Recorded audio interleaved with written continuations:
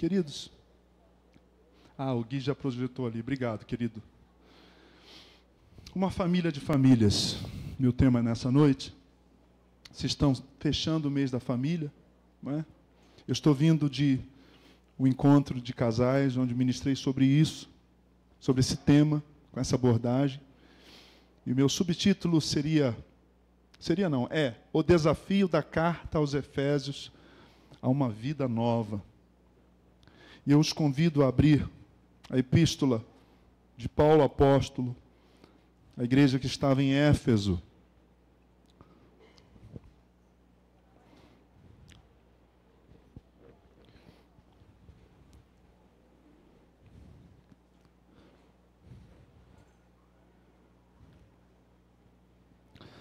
Vamos ler o capítulo 2, de 1 a 9, o capítulo 4, verso 1.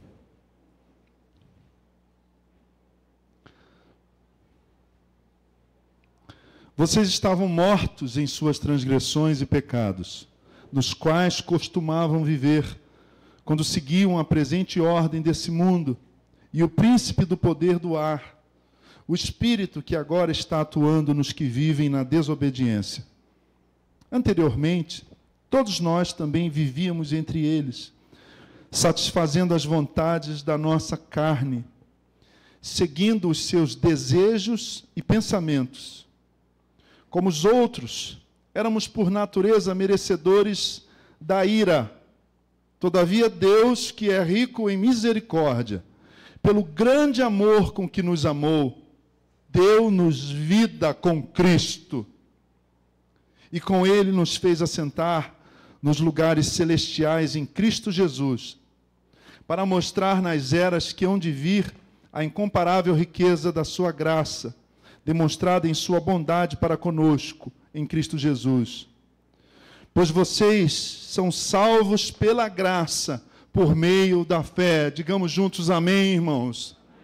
Amém. Nós somos salvos pela graça, por meio da fé. E continua o apóstolo. Isso não vem de vocês, não vem de vocês, não é mérito de vocês. Ele está dizendo para todos nós, é dom de Deus, é dom de Deus, é dom de Deus. Não por obras, para que ninguém se glorie, porque somos criação de Deus, realizada em Cristo Jesus, para fazermos boas obras, as quais Deus preparou antes para nós as praticarmos. Até aqui, capítulo 4 da carta aos Efésios, verso 1. Como prisioneiro no Senhor, rogo-lhes que vivam de maneira digna da vocação que receberam. Eu repito, se os irmãos me permitem. Como prisioneiro no Senhor, rogo-lhes que vivam de maneira digna da vocação que receberam. Amém? A palavra do Senhor lida. Vamos orar. Permita que eu os lidere em oração. Aí onde você está, um gesto de adoração, de humildade, de acolhimento à palavra do Senhor. Vamos nos curvar a nossa fronte, a nossa face, diante do Senhor em oração.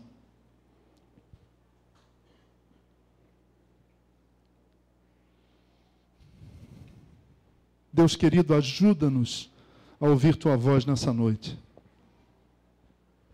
Ajuda-nos, Senhor. Há muitas distrações no nosso coração, há muitos ruídos no mundo dos nossos pensamentos, no nosso ambiente mental.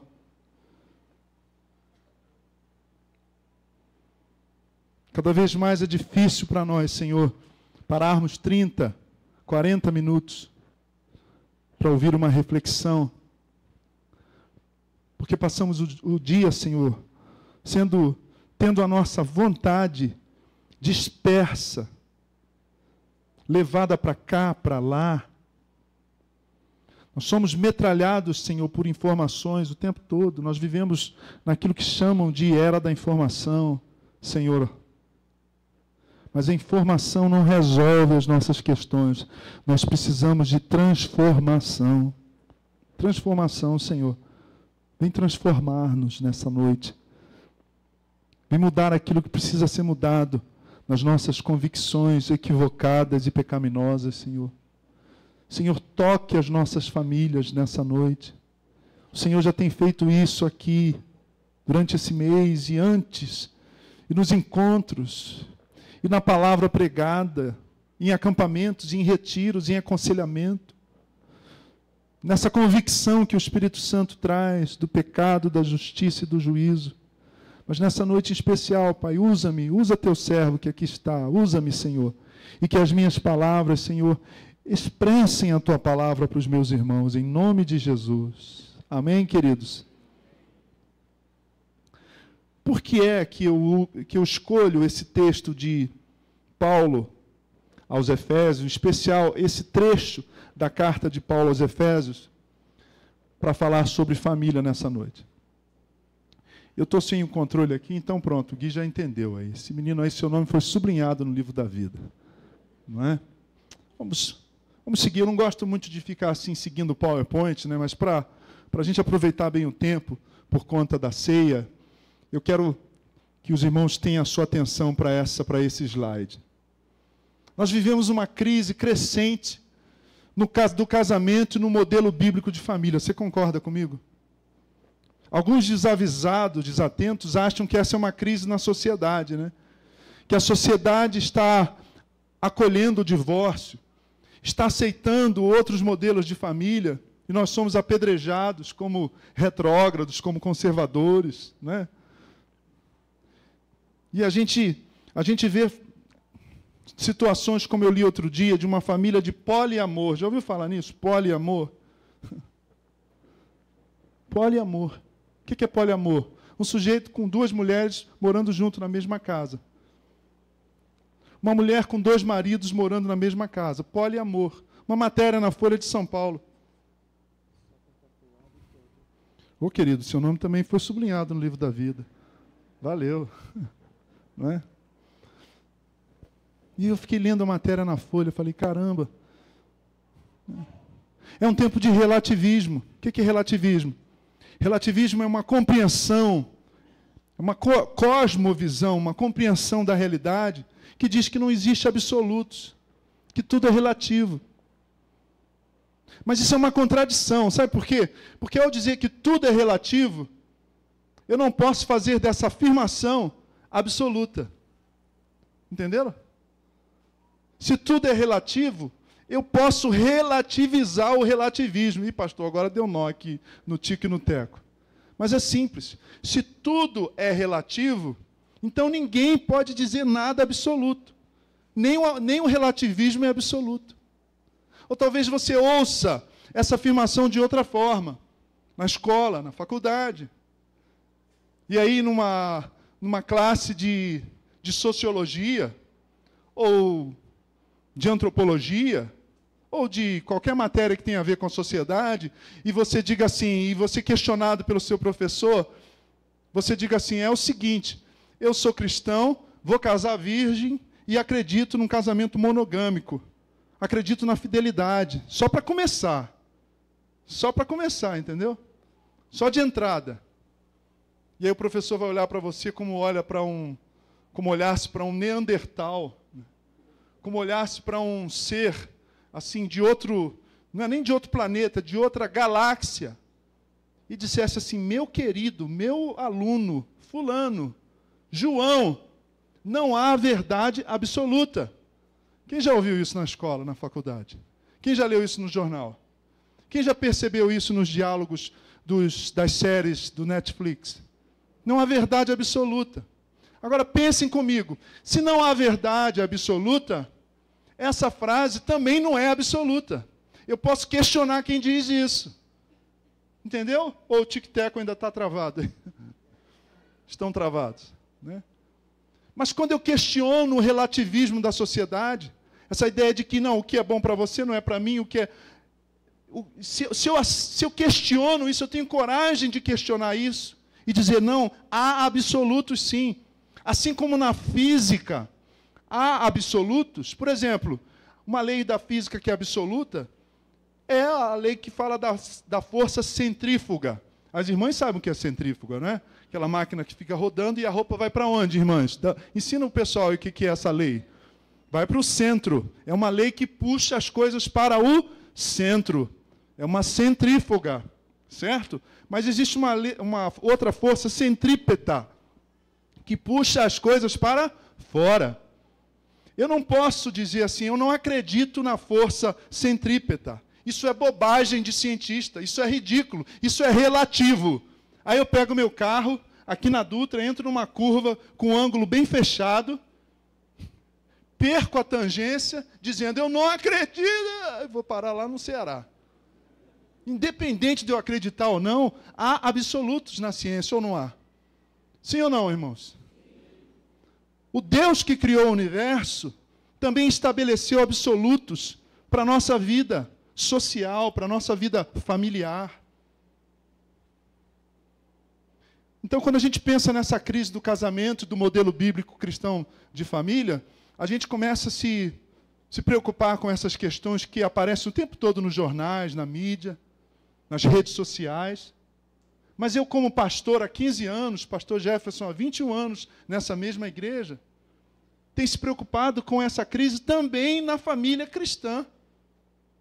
2004, o pesquisador cristão George Barna deu um dado que eu reli essa semana e fiquei muito triste. 35% em 2004, 35% dos casais, 35% dos evangélicos americanos já se divorciaram. 2004.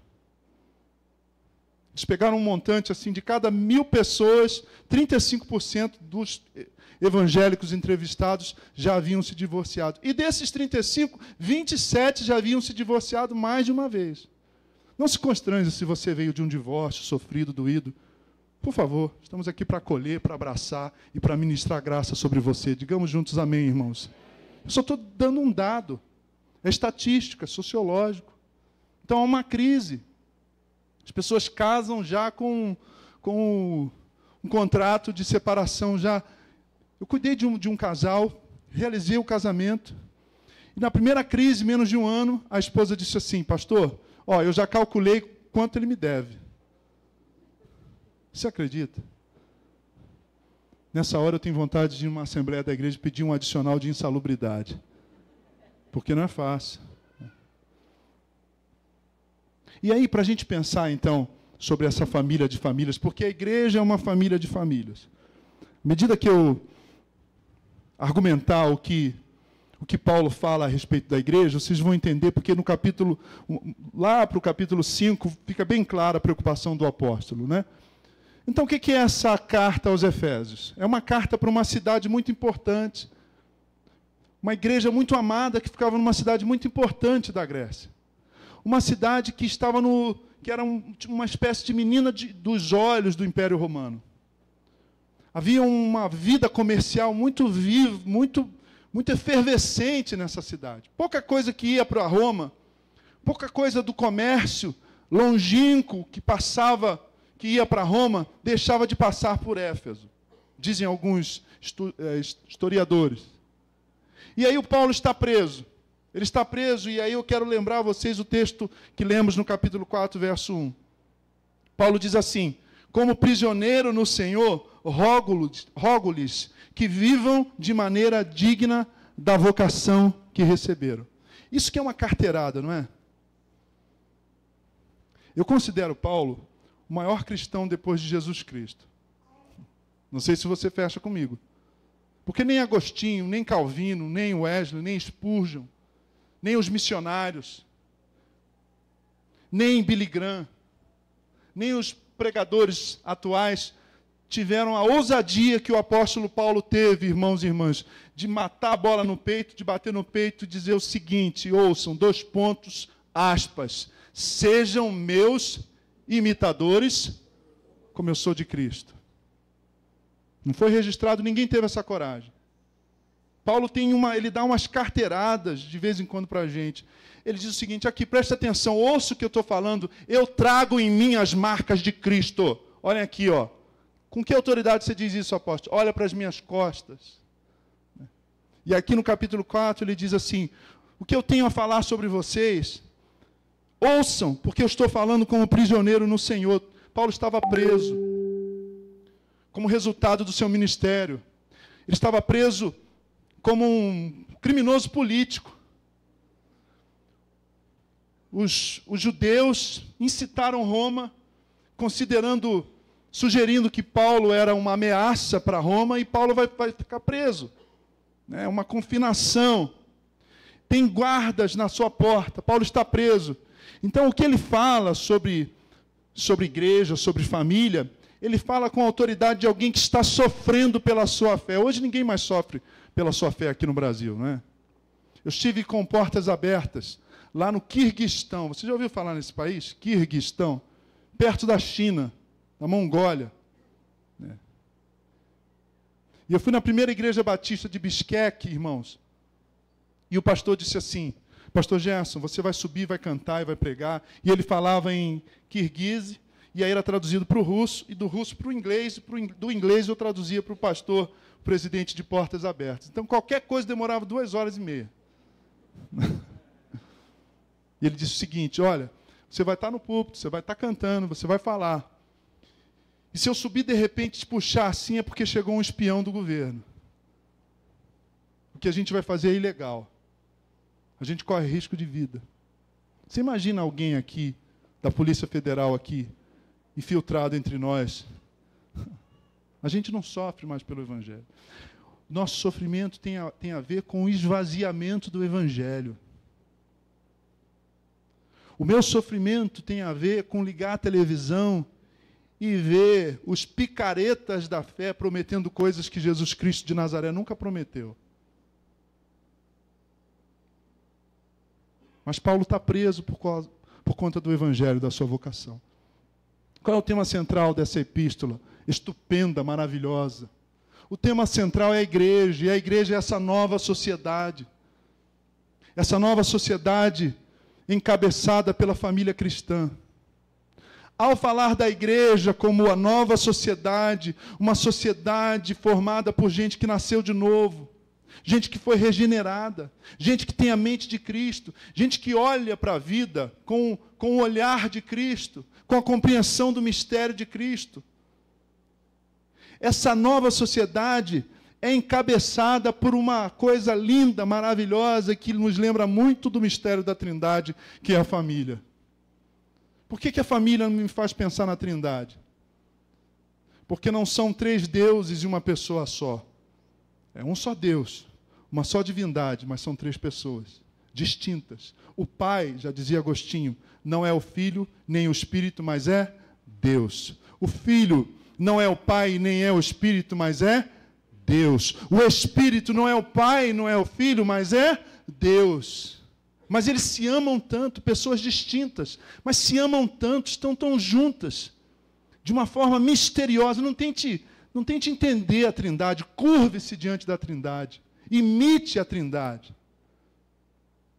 Essa unidade eterna, já dizia um teólogo antigo, a Trindade é uma eterna comunidade de amor. Uma eterna comunidade de amor. E quando eu olho para a vida humana, para a nossa realidade humana, pequena, comezinha, falível, finita, pobre, como diria Martinho Lutero, nós homens que somos apenas um saco de pó e vermes. Querido, você se acha, às vezes eu me acho, às vezes eu faço a barba cantando assim, grandioso és tu, olhando para mim. Não é não, pastor?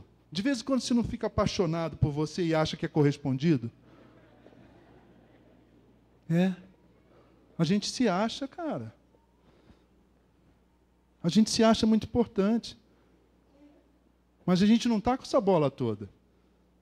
Nós somos pó e cinza. A nossa vida é 70 anos. O que passa disso já é osteoporose, artrite, um monte de ite, né? Um monte de remédio.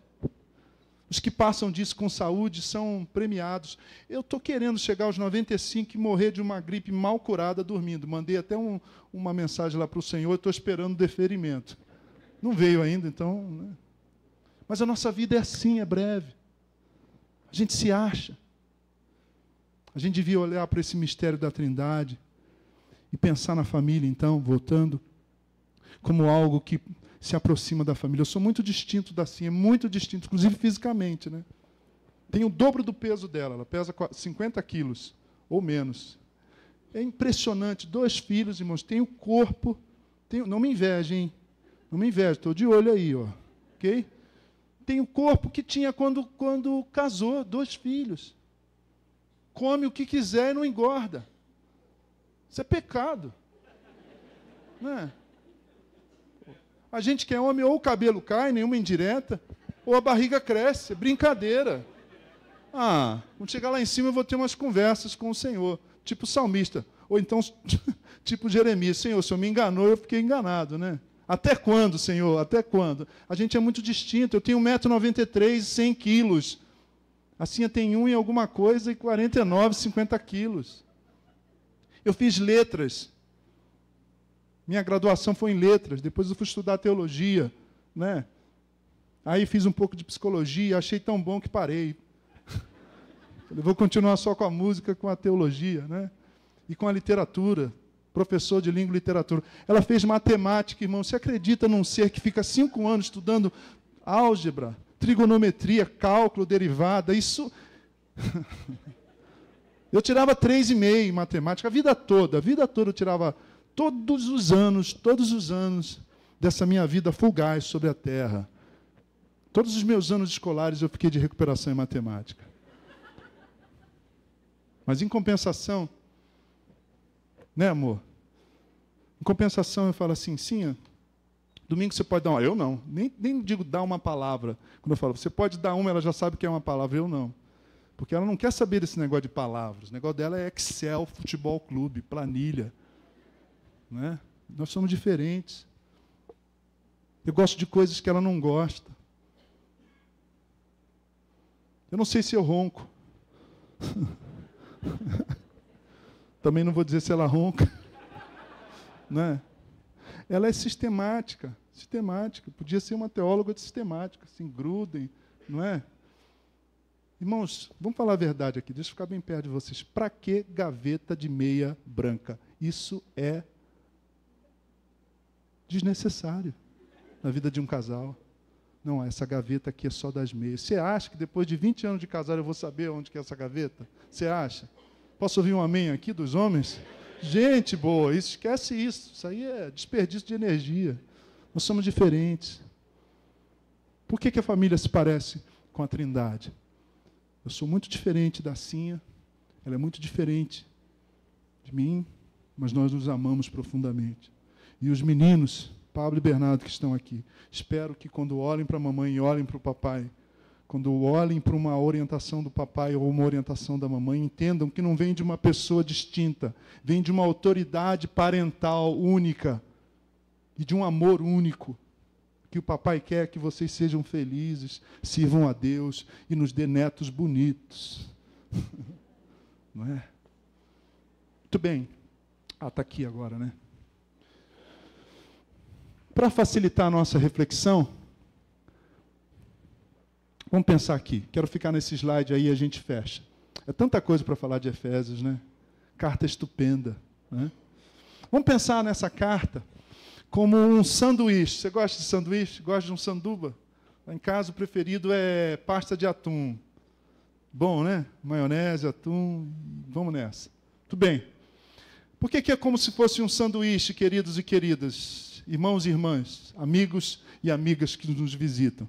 Essa carta, que foi lá do primeiro século, mais ou menos no ano 60, Paulo está preso em Roma e escreve para essa cidade, para uma igreja dessa cidade, dizendo, gente, olha só, ele começa com uma saudação pastoral. Ele diz que a graça e a paz do Senhor seja com vocês, nova sociedade de Deus. Cidade de Deus, não de Agostinho, não do filme. Povo de Deus, que a graça e a paz do Senhor seja com vocês, porque vocês são a sociedade nova de Deus.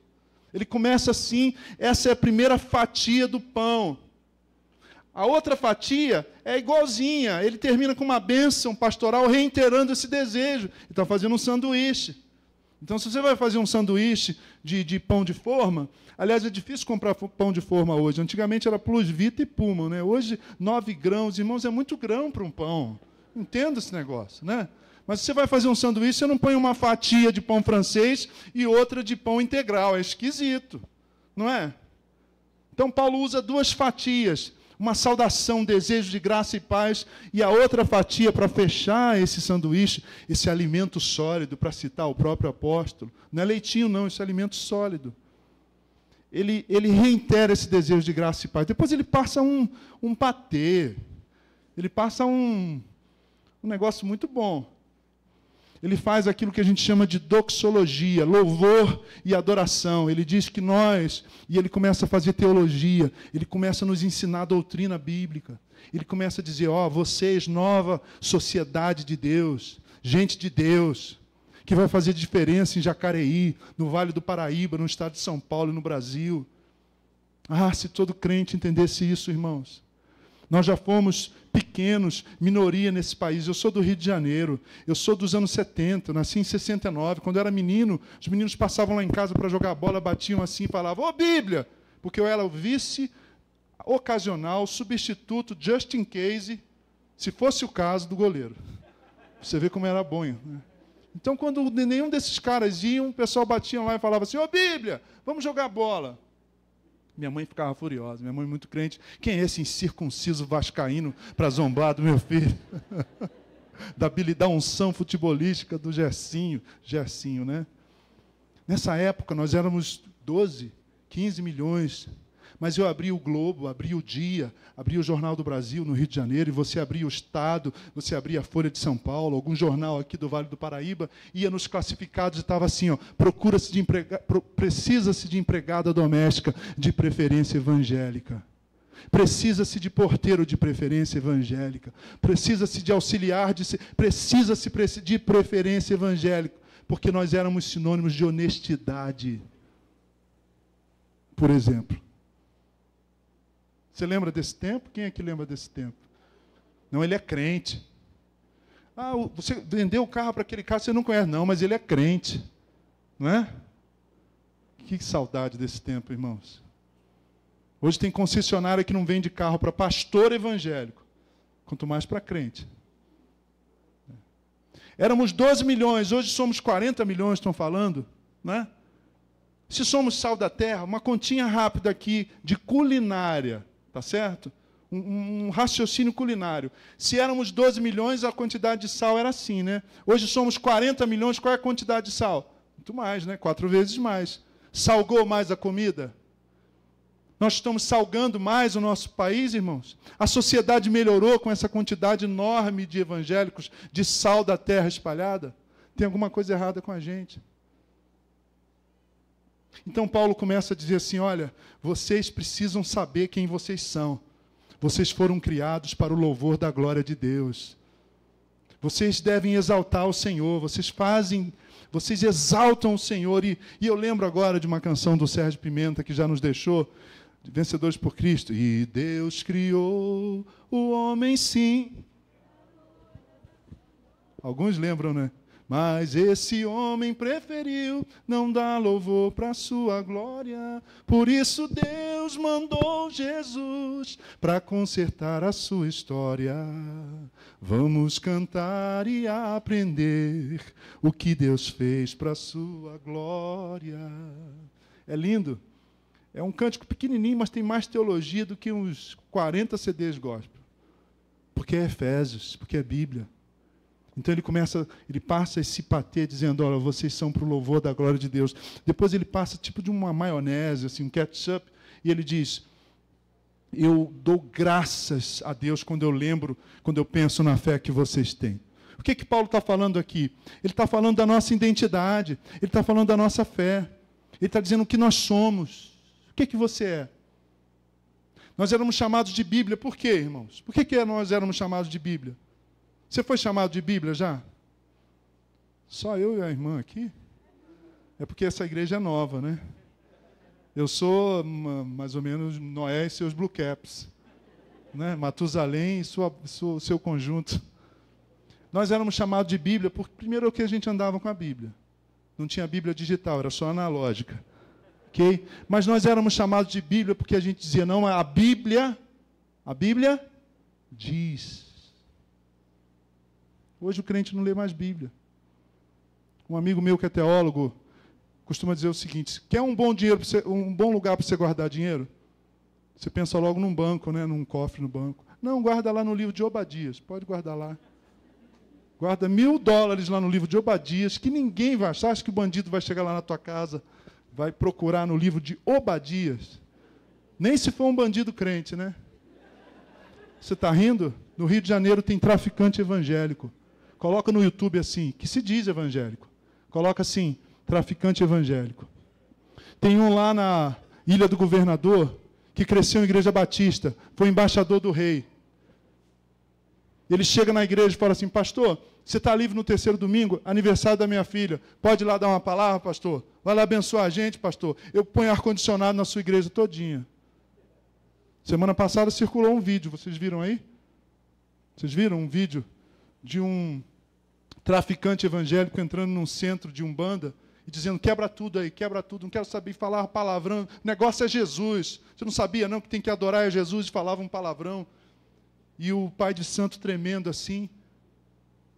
Aí pinta tudo de branco, põe desenhos milinguidos, só Jesus salva, Deus é fiel. O pastor da Igreja Batista do Tauá disse o seguinte: eu passei, tinha 2 olheiros do tráfico, e eles disseram assim para mim: olha que doideira, irmãos, nós estamos esquecendo o que nós somos em Cristo Jesus. E 2 olheiros do tráfico disseram o seguinte: ô pastor, chega aí, pastor, tudo bem, pastor? A paz, na paz, pastor? Pastor, aí, ora pelo meu fuzil aí, pastor, dá unge aí, pastor. Aí você vai numa dessas casas que cuidam de menores infratores, e aí o cara está lá, 13 anos, 14 anos, tem amigos que têm esse ministério. Pastor da igreja, primeira igreja batista de Osasco, Roberto Diamanso, nosso amigo missionário, presbiteriano. Você chega na FEBEM, nessas casas, diz assim: por que você está aí? Por que você está aí? Fala aí. Matei 3. 14 anos. 15 anos. Como é o seu nome? Jefité. Qual é o seu nome? Jeroboão. Qual é o seu nome? Gideão. Tudo filho de crente. A gente está esquecendo que nós fomos feitos para o louvor da glória de Deus. Que nós somos a sociedade que vai mudar a sociedade. E que a igreja é uma família de famílias. E que essa nova sociedade em Cristo Jesus, que deixou a velha vida e tem uma vida nova em Cristo Jesus, que é nova criatura, que é gente nova, gente que vive diferente, gente que tem um caráter de Cristo, que tem a mente de Cristo. A gente esqueceu isso. E a gente acha que ser crente é ter linguagem de crente. Como é que é a linguagem de crente? E aí, abençoado, está bem, varão? Aí o cara responde: não, estou na prova. Aí você não é crente, você acha que ele está fazendo Enem, vestibular, prova. Como assim prova? Ah, o inimigo está furioso. Imagina, você está na fila do banco, você não é crente. E aí, abençoado? Ô, rapaz, estou na prova, o inimigo está furioso. Você fala assim: peraí, cadê o glossário? Será que ser crente é ter essa linguagem? Né? E aí, ungido? Fala, vaso. Vaso? Que mau gosto. Vai pensar no conteúdo, né? Com perdão da escatologia aqui, né? Eu não usei uma palavra chula, mas é um pensamento um tanto quanto chulo, né? Será que ser crente é ter uma linguagem ou ter uma vida diferente? E aí o Paulo coloca o recheio. E no recheio ele está dizendo o seguinte: família de famílias, igreja do Senhor, nova sociedade. Se vocês creem assim, aí você tem que ler em casa. Te dá uma tarefa. Se estiver na Dutra, na sexta-feira, vamos dizer que você trabalhe, vai em Pindamonhangaba e está voltando. Aí você está travado no trânsito. Ou em São José dos Campos. Pinda é muito longe, né? Está em São José, né? Vindo de São Paulo. Né? E aí você está preso no trânsito. Aí sexta-feira, você está parada, a Dutra parada. Eu duvido que você vai falar assim: ai, Senhor, 8 da noite, puxa vida, estou 2 horas aqui nesse engarrafamento da Dutra. Mas que bom, vou chegar em casa, tomar um banho, comer alguma coisa e ler a carta de Efésios inteirinha. E aí? Mas eu sei que tem gente que fala assim, puxa, ai, estou cansado, mas é sexta-feira, eu vou chegar em casa, vou tomar um banho e vou ver a nova temporada de Walking Dead inteirinha. Paulo está dizendo, se vocês creem assim, pela graça, capítulo 1 e 2, se vocês creem que se você crê que você é o que Paulo diz aqui no capítulo 1 e 2, pela graça, ele está dizendo depois no capítulo 4 e 6, então vivam assim. Tem que ter aderência, irmãos, a nossa fé tem que desembocar, a nossa fé de domingo tem que desembocar nos outros dias da semana. Diga amém. As pessoas têm que perceber que nós somos parte da nova sociedade de Deus, da igreja de Cristo, dessa família de famílias, de gente que se ama, de gente que parece com a Trindade, que gente que pede perdão, que gente que peca, que gente que cai, mas como disse Agostinho, quando cai já cai de joelho, dizendo, tem misericórdia de mim, Senhor. Você pede perdão para os seus filhos? Eles estão aqui, então eu não posso mentir na frente deles, né? O Bernardo disse que eu só minto, pastor Jefferson, quando eu estou pregando e digo assim, irmãos, estou quase terminando. Não posso mentir na frente deles, e nem na ausência deles. Mas você pede perdão para o seu filho, quando você exagera na dose? Não estou aqui posando de santarrão. Pelo contrário, eu estou assumindo que sou pecador. Tem dias que eu estou, irmãos. Você não está, não? Não sei o que. Falou, filho, me perdoa, papai errou. Desculpa, filho. E sabe qual é a resposta deles? Tudo bem, pai. Tudo bem, pai. Se a gente crê assim, irmãos, vamos viver assim. Perdão, graça. Amém? Palavras tão simples. Amor, você está certa. Ou se você prefere, porque cada um tem um mel em casa, né? Benê. Ô, bem. Desculpa aí, bem. Desculpa, eu fui cabeça dura mesmo. Ontem a gente fez uma coisa linda no encontro, pastor. Bernardo, não estou mentindo. Já concluindo.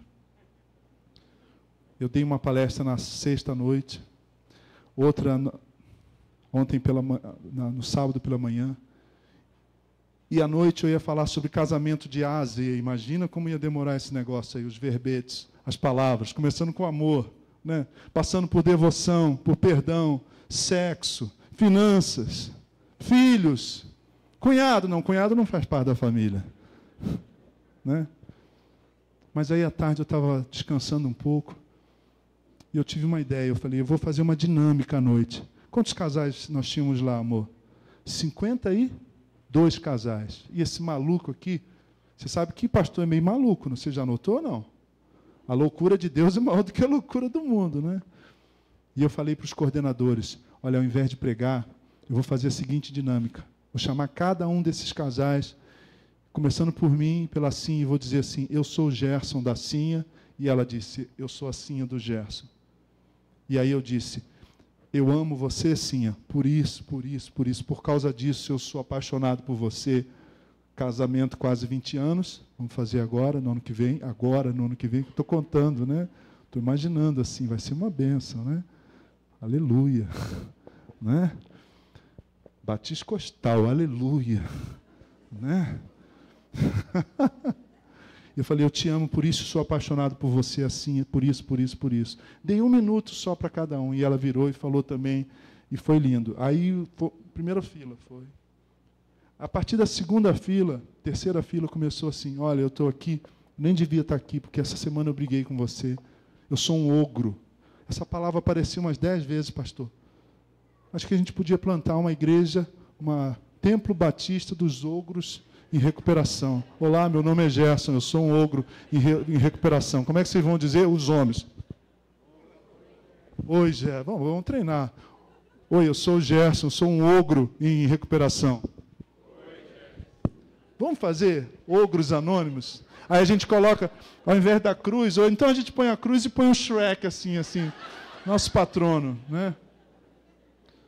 Porque aí o cara falou assim, eu estou aqui, chamava Sebastião, ele não está filmando, mas depois a gente corta essa parte. Ele falou assim, eu estou aqui, eu sou um ogro, mas a gente começou um quebrantamento, sabe? Começou um tal de gente chorar. E a gente ficou 2 horas e quase 2 horas e meia. Teve um que falou assim, meu nome é...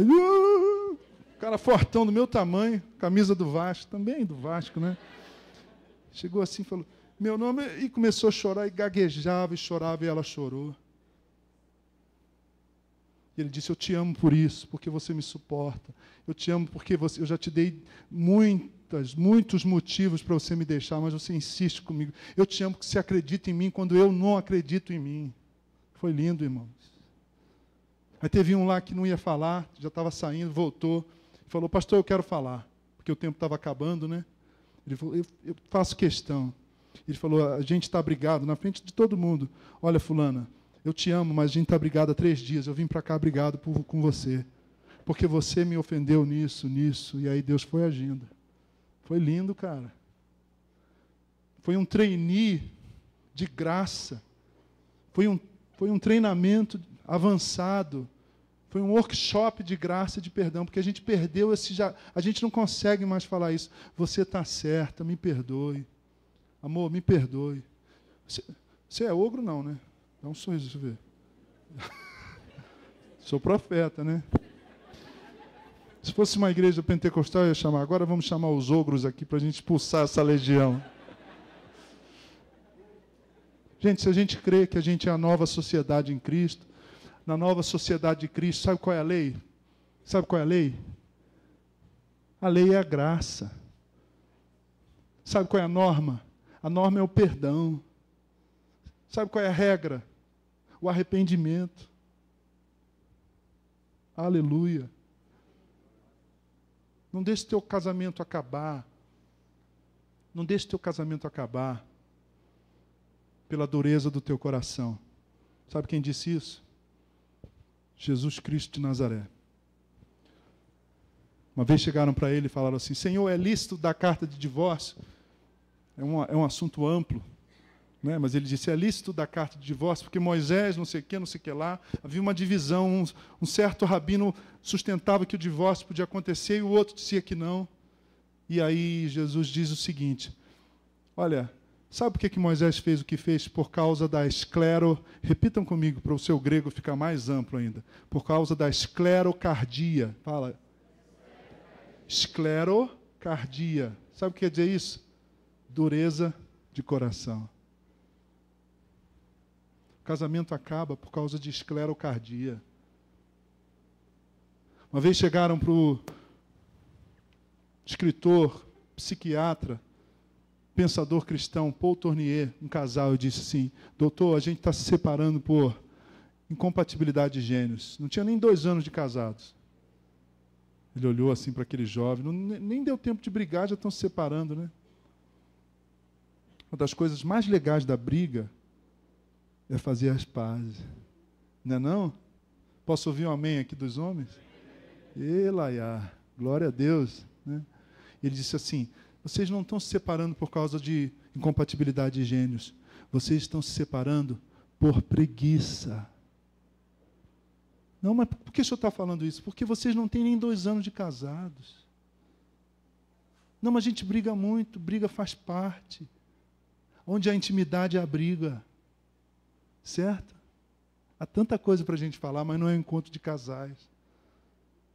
É só uma palavra para dizer que se a gente crê assim, que nós somos a sociedade nova do Senhor, a gente tem que viver pela graça como essa sociedade nova. Mas aí, irmãos, a gente tem que gastar tempo no joelho, no quarto secreto.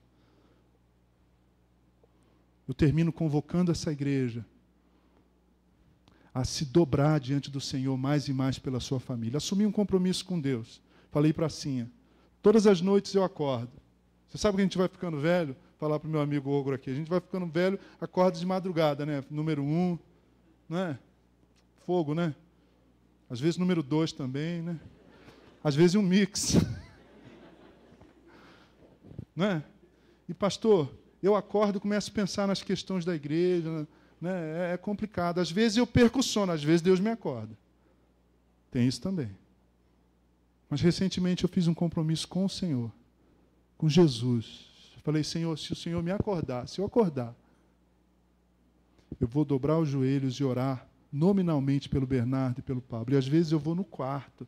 Isso não é coisa de pentecostal, não é coisa de quem crê que o Senhor ouve a nossa oração. E eu falo, Senhor, tem misericórdia do Bernardo, tem misericórdia do Pablo, e oro por eles. Assim ia estar lá roncando, quer dizer, roncando não, ressonando. Se você, vamos dizer, se vocês creem assim pela graça,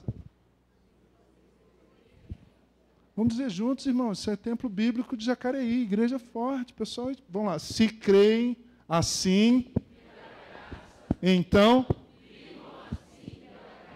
e para isso, dependendo da graça, diz Paulo, tudo é graça, tudo é graça. Eu comentei com um amigo hoje de manhã, aliás, comentei com o pastor Jefferson também. Se a gente faz tudo certinho, a gente não tem garantia de que as coisas vão dar certo, né? Não é assim no teu negócio? Não é? Você faz tudo certinho, você, fluxo de caixa, controle de estoque, obrigação trabalhista, blá, blá, faz tudo certinho, mas isso não garante que vai vir cliente que você vai faturar. Garante? Tem muitas contingências, tem muitas variáveis. Estamos no Brasil, queridos. Mas se você não fizer o que é certo, o que você tem que fazer, a chance de dar errado é muito maior. Se é assim com o nosso negócio, com a nossa carreira, imagina com a família. Então a nossa família será uma família feliz e abençoada, ou continuará feliz e abençoada, não é porque você está fazendo tudo certinho, não, é por causa da graça de Deus, mas faça o que é certo. Em nome de Jesus. Você concorda comigo? Amém. Deus te abençoe. Que as vossas casas sejam um oásis no deserto, em nome de Jesus. Um farol na escuridão. Um lugar de graça e de cura e de propagação do Evangelho do Senhor. Deus os abençoe. Muito obrigado pela oportunidade de trazer aos irmãos essa palavra nessa noite.